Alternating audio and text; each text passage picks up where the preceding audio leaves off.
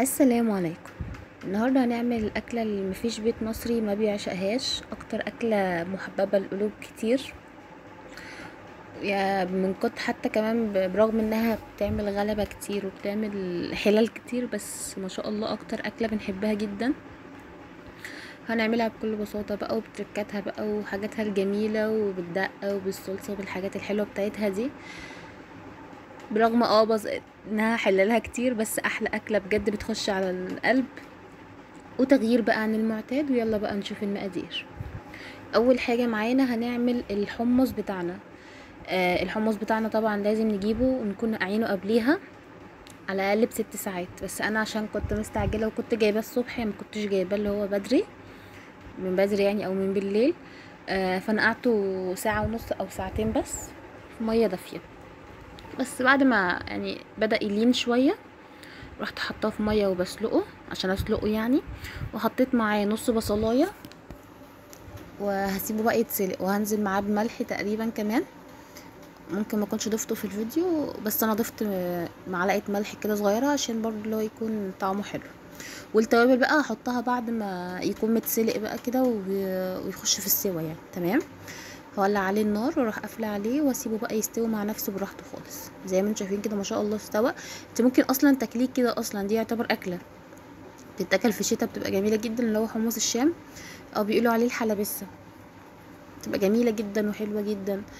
ممكن تاخدي مثلا البصل ده ونقطعه برضو او نضربه، او ممكن تاكلوه كده، تبقى جميله قوي. نحط بقى التوابل بتاعته وخلاص. بعد كده هنخش على الخطوه اللي بعديها. هنعمل البصل بتاعنا، اللي هو البصل المقرمش، او اللي هو البصل المقرمش او المحمر اللي بيبقى فوق الكشري ده. تمام. طيب عندك كذا طريقه ممكن تقطعي بيها البصل. لو عندك المبشره فيها قطعة من اللي هي تقطيع الشيبسي، ممكن تقطعيها. لو انت عندك مكنة تقطيع الشيبسي برضو، برضو ممكن تقطعي عليها. ما عندكيش كل ده، في قشرة صغيرة كده بيجي معاها المبشرة، بيبقى في مبشرة صغننة كده برضو بيبقى فيها. لو برضو ما عندكيش كده، ممكن قطعة سوري مبشرة البطاطس، او اللي هي قشرة البطاطس، ممكن نحاول برضو نعمل بيها عشان نعمل ايه، رقائق رفيعة يعني. مفيش كل ده خالص، يبقى نعمل السكينة عادي زي ما احنا، بس نحاول نرفع ايدينا على قد ما نقدر. تمام. بعد ما قطعت البصل بالسكينة، هحطه بقى في الزيت. هحط في الطاسة، انا جبت صينية عندي مش طاسة، يعني حاجة تكون اللي هي واسعة، بس عشان ما نحطش زيت كتير يعني. تمام. وتاخد مننا كمية حلوة، ويكون اللي هو البصل مفروك كده، ما يكونش ملزق في بعضه. تمام. حطيت البصل. ممكن تحطي البصل من غير ما ترشي عليه رشة دقيق او نشا، وممكن برضو تعفريه كده برشة دقيق، او ممكن تعفريه برشة نشا برضو. ده اختياري خالص، كده او كده هيطلع مقرمش، هيبقى جميل وزي الفل ومفيهوش اي حاجة. تمام. وحطينا بقى كده، وزعت البصل في كل حته في الطاسه عشان ياخد لون، ويبقى اللي هو ايه، اللون يبقى موحد كده وجميل. تمام. وهقعد اقلب فيه من وقت للتاني كده عشان ما الاقيش حته اتلسعت وحته تبقى لونها فاتح لسه. تمام. زي ما انتم شايفين كده، انا كنت طلعت الحبه الاولانيين، بعد كده هحط الحبه التانيين دول، يعني خدوا مني لون سنه، فهنحاول ان احنا ايه، ما ناخدش لون، او ما نسيبهاش تاخد لون زياده عشان ما تطلعش مراره. هي الحمد لله ما طلعتش مراره يعني، بس كانت حلوه يعني. بس نحاول يعني ان احنا ناخد بالنا منها ونطلعها وهي لونها بني فاتح عشان ما تطلعش مراره. ويفضل لما تيجي تطلعيها على مصفى، عشان ما تبقاش اللي هي فيها اللي هي مية كده.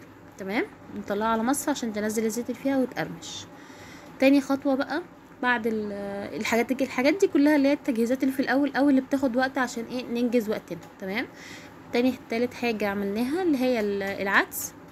يفضل العدس يكون اكتر حاجة محطوطة من بدري عشان بياخد وقت شوية في السوا. تمام. هنحطه بقى وننقعه نحطه في الطاسة، في الحلة سوري، ونحطه بقى في ميه ونسيبه يتسلق براحته لحد ما نخلص بقى بقيه الاكل كله. تمام. دلوقتي بقى جبنا حله عشان نعمل الرز بتاعنا. تمام. الزيت بتاع البصل اللي احنا استخدمناه لما نيجي نعمله، لازم نعمله في الاول عشان نعمل الاكله كلها منه في الكشري يعني زيت البصل هنستخدمه في كل الاكل بتاع او كل طبقات الكشري. تمام. هنحط بقى، انا حطيت شويه زيت ورحت منزله عليهم ربع كيلو من الشعريه، وهقلبها بقى لحد ما تاخد لون ذهبي جميل كده. تمام، زي ما انتم شايفين كده، يعني الكاميرا مغمقه اللون، بس هي كانت لونها جميل وما كانش لونها فاتح ولا كان لونها غامق. تمام، هنزل عليها بقى بعد كده بكيلو من الرز. كميه الرز او كميه المكرونه او كميه الحاجات دي كلها اللي انت بتعمليها دي على حسب افراد عيلتك. انت ممكن تكون افراد عيلتك 2 3، فمش هياكلوا الكميه دي كلها. تمام، فدي على حسب افراد العيله انت بتعملي على قد الكميه. تمام، حطيت بقى الرز مع الشعريه وبقلبهم كويس جدا عشان الرز يتغلف بالزيت، برضو نفس الكلام. وبعد كده هنزل عليهم بكميه الميه بتاعتي. تمام، كميه الميه بتبقى بمقاس يعني عقله صباع، يعني هتيجي تقيسيها كده، تقيسيها بعقله صباع، او مثلا تجيبي معلقه خشب تروحي حطها في نص الحله يعني، او الحاجه اللي انت بتعملي فيها. ولو وقفت زي ما انا عامله كده، لو وقفت يبقى كده المقدار مظبوط، لو وقعت يبقى كده هي محتاجه نسبه ميه قليله. بس برضو على حسب العاده يعني، او التعود، انت اصلا من غير اي حاجه هتلاقي نفسك خدتي، او اللي هو اتعودتي ان انت تعملي المقدار الرز مظبوط.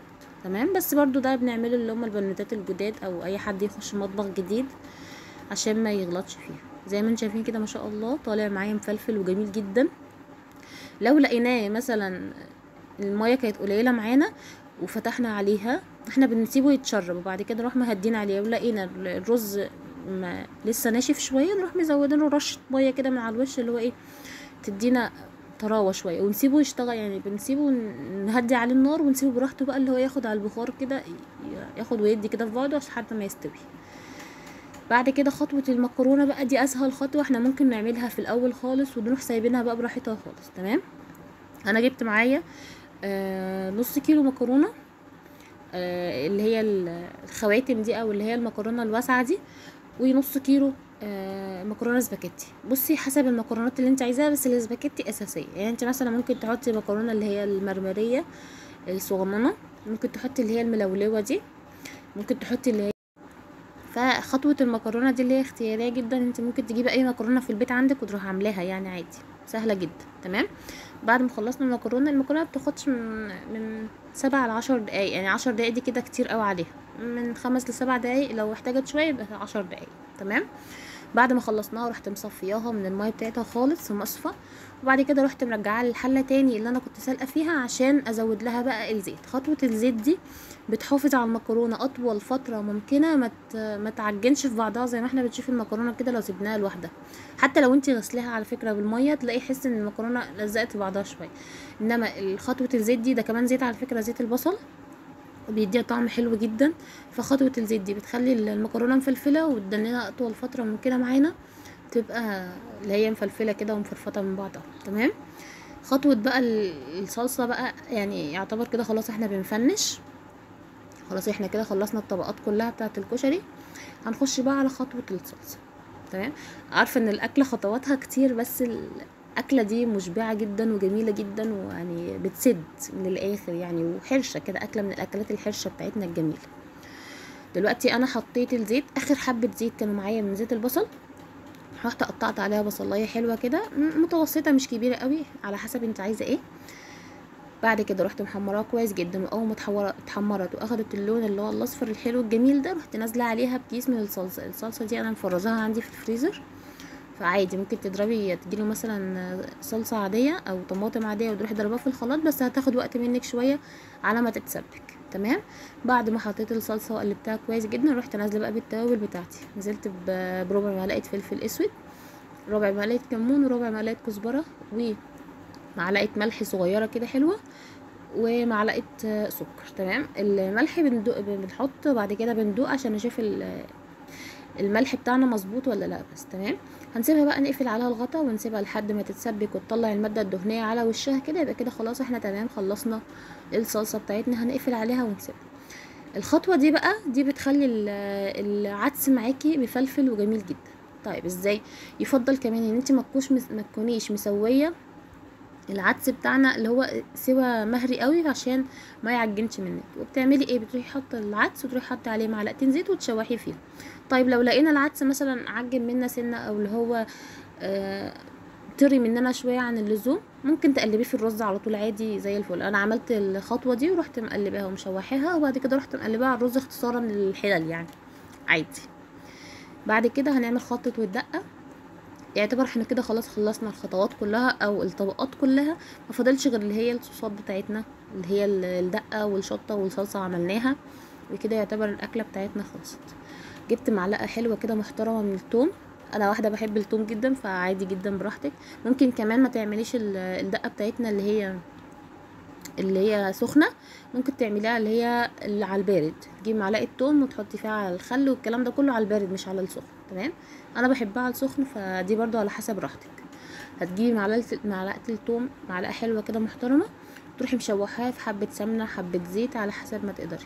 كده كده كانت الزيت بتاع البصل بتاعي كان خلص، فانا رحت جايبه معلقه سمنه عادي ما فيهاش اي مشكله. رحت مشوحه الثوم كويس جدا لحد ما ياخد لون دهبي بسيط قوي، اللي هو مش لا يصفر شويه بس، ما يحمرش ولا يتحرق. اروح نازله عليها بربع كوبايه من الخل، تمام. نزلت عليها بربع كوبايه الخل بتاعتي. بعد كده اروح نازله عليها كوبايه ميه من الحنفيه عادي جدا، ده اكسترا توم عادي. بعد كده هنزل بمعلقه الاول معلقه من الصلصه دي لو انت عايزه لونها احمر، لو مش عايزه لونها احمر عادي ممكن تسيبها زي اللون بتاعها العادي، بس ده اللي هو شبه محلات الكشري اكتر، تمام. بعد كده اروح نازله عليها كوبايه ميه من الحنفيه عادي، واسيبها تغلي كده غلوه في بعضها. وبعد كده اروح حطاها في البوله اللي انا هقدم فيها، وكده يعتبر صوص الدقه بتاعنا خلص، او الدقه بتاعتنا خلصت. اخر خطوه بقى اللي بتخلي البيت كله يكح ومش كله بيحبها، الشطه. هنجيب بقى معلقه شطه، بس يفضل الشطه تكون حلوه او نوع نضيف عشان تبقى تطلع معاكي الشطه تبقى حلوه، تمام. جبت الطاسه بتاعتي، هي طاسه مرهقه شويه بس ماشي يعني عادي. حطيت فيها معلقتين زيت كده، ورحت نازله عليها بمعلقه شطه حلوه محترمه، واروح محمراها. بعد كده هروح نازله بكبشه او كبشه ونص كده من الصلصه. واستعدي بقى للكحه هنا في الوقت ده، يعني ابعدي اي اطفال عنك في الوقت ده عشان كله هيبدا يكح بقى ويعطش، وما شاء الله هتبقى حاله حلوه يعني. هنقلبها كويس جدا، وكده خلاص الشطه بتاعتنا خلصت. عايزه تزودي عليها ملح او اي حاجه كده براحتك عادي. زي ما انتم شايفين كده، انا حبيت اوريكم الرز بتاعنا بعد ما انا حطيت عليه العدس، حطيت كله في بعض خلطته في بعض وكده عشان اللي هي اختصارا يعني. بعد كده دي الصلصه بتاعتي، وكمان الحمص بتاعنا بعد ما اتسوى وخلاص كده وسبته وكمان يبرد كمان، تمام. بعد كده بقى خلصنا بقى ورصينا الطبقات. رص الطبقات ده براحتك بقى خالص، عايزه تحطي المكرونه الاول، عايزه تحطي الرز الاول، دي زي ما بس على راحتك خالص، تمام. في ناس اصلا كمان بتحبش الرز، كمان تحب المكرونه بس، فدي حاجه على حسب الرغبه، تمام. وده الدقه بتاعتنا والشطه بتاعتنا. ونسيت كمان احط الصلصه، يعني لو انت حابه تحطي كمان جنب كل طبق، احنا حطينا رشه صلصه كده فوق الطبق، بس بنزود صلصه زياده جنب كل طبق عشان اللي حابب يزود اكتر. اكله جميله ومشبعه جدا بجد يعني، ومغذيه وفيها عناصر غذائيه حلوه كتير، وبتسد في اي حاجه واي وقت. هي رغم انها دربكتها كتير بس جميله جدا، ومفيش حد ما بيحبهاش، وتغيير عن المعدات بقى عن اللحوم والحاجات دي كلها. لو عجبكم الفيديو ما تنسوش الاشتراك وتحطوا لي لايك، والسلام عليكم.